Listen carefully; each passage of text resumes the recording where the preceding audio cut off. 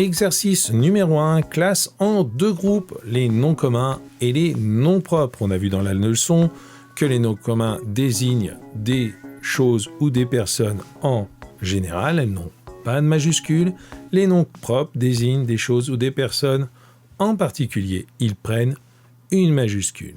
Julien prend une majuscule, on devine que c'est un nom propre et il désigne une personne en particulier. On rangera Julien ici, dans la colonne des noms propres. Enfant, par contre, est un mot qui désigne une chose, une personne en particulier. On rangera enfant dans la colonne des noms communs et on enlèvera son déterminant puisqu'ici on ne doit mettre que le nom. Enfant. Allez, je te laisse avancer, on se retrouve tout de suite après la pause.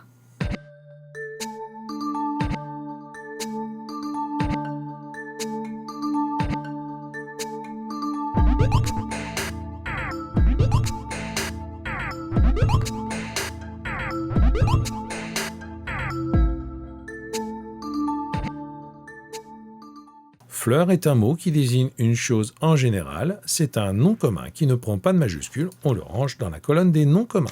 Fleur. Aurélie est un mot qui désigne une personne en particulier. C'est un nom propre qui prend une majuscule. On rangera de ce côté. Espagne est un mot qui désigne un pays en particulier.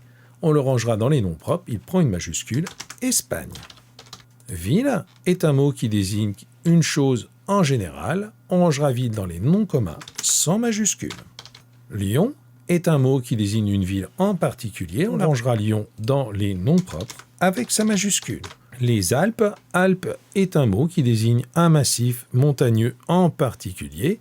On le rangera dans les noms propres avec sa majuscule, Alpes. Souris est un mot qui désigne un animal. En général, on rangera souris dans les noms communs sans majuscule. Mickey est un mot qui désigne une souris en particulier. C'est un nom propre. On rangera Mickey dans les noms propres avec sa majuscule.